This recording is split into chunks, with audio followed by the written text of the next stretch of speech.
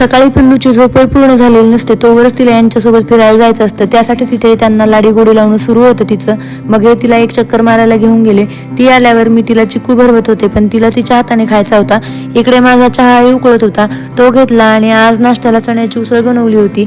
माझं जराही दुर्लक्ष झालं की हिचे असे प्रकार सुरू असतात. दोन्ही हातात पिशवी अडकवून फिरत होती. इकडे माझा स्वयंपाक सुरू होता. स्वयंपाक झाल्यावर पिल्लूला आंघोळ घातली आणि तिला आवरत होते, तर इथेही पळणं सुरूच होतं तिचं. सकाळी यांना ओळखीच्या एका जणाने त्यांच्या शेतातील कोथिंबीर आणून दिली. 3 जुड्या कोथिंबीर दिली होती. कोथिंबीर छान कोवळी होती, मग लगेच निवडून ठेवली. दुपारी खव्याचे गुलाबजाम बनवायला घेतले. घरचा खवा असूनही मला नेहमी गुलाबजाम बनवणं होत नाही, पण आज बनवायला घेतले. आधी साखरेचा पाक बनवायला ठेवला. पाकात टाकायला विलायची अशी ओबडधोबड कुटून घेतली. मग खवा मळायला घेतला. मी आधीही गुलाबजाम बनवले आहेत, पण दरवेळेस बनवताना भीती वाटते, फसणार तर नाहीत ना. पहिले खवा चांगला मळून घेतला, मग त्यात मैदा टाकून पुन्हा मळून घेतला. गुलाबजाम करताना मळण्याची प्रोसेस खूप महत्त्वाची आहे. मळून गोळा चांगला तयार केला आणि एका प्लास्टिक पिशवीत 10 मिनिट ठेवून दिला. तोपर्यंत आपला पाकही तयार झाला. आता मध्यम आकाराचे गोळे बनवले.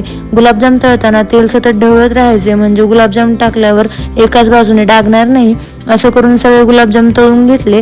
गुलाबजाम गरम असतानाच पाकात टाकले, जेणेकरून ते पाक चांगला शोषून घेतील आणि आतून कोरडे राहणार नाहीत. गुलाबजाम पूर्ण तयार झाले पण नाहीत, तोपर्यंतच यांचं खाणं सुरू झालं. यांना तर गुलाबजाम फार आवडले.